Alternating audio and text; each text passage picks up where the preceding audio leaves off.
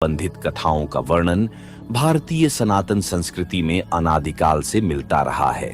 यह समय न केवल योग, ध्यान और साधना के लिए विशेष रूप से उपयुक्त माना जाता है, बल्कि इसे आध्यात्मिक उन्नति के लिए भी सर्वोत्तम समय कहा गया है। इस समय का महत्व शारीरिक, मानसिक और आध्यात्मिक संतुलन को प्राप्त करने में है। ब्रह्म मुहूर्त वह समय होता है जो प्रातःकाल सूर्योदय से लगभग 1.5 घंटे पहले का होता है, जो कि रात्रि के अंतिम प्रहर का एक विशिष्ट समय होता है। कहते हैं कि इस समय सृष्टि में एक विशेष प्रकार की ऊर्जा होती है जो साधक के भीतर अद्वितीय प्रकार की शांति और मानसिक स्वच्छता प्रदान करती है।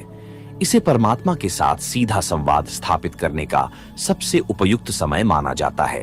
ऋषि मुनि, साधु, सन्यासी और तपस्वी इस मुहूर्त का उपयोग ध्यान, जप, तप और आध्यात्मिक क्रियाओं के लिए करते हैं। ऐसा माना जाता है कि ब्रह्म मुहूर्त में उठकर साधना करने से व्यक्ति को मानसिक शांति, आत्मिक बल और अद्वितीय प्रकार का आध्यात्मिक विकास प्राप्त होता है।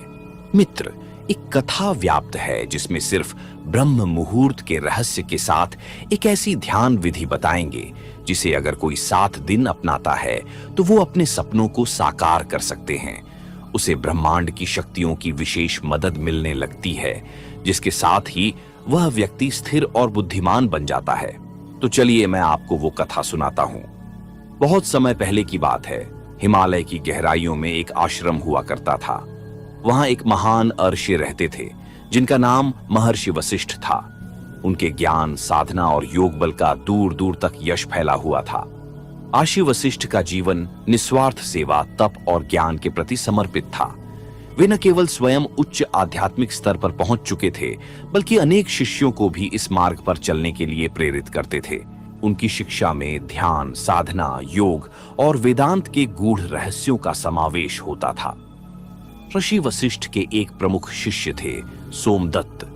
सोमदत्त का जन्म एक सामान्य परिवार में हुआ था, लेकिन उनकी प्रवृत्ति प्रारंभ से ही आध्यात्मिक थी। वे संसार की माया से दूर रहकर सत्य और आत्मज्ञान की खोज में लगे रहते थे। उन्होंने कई वर्षों तक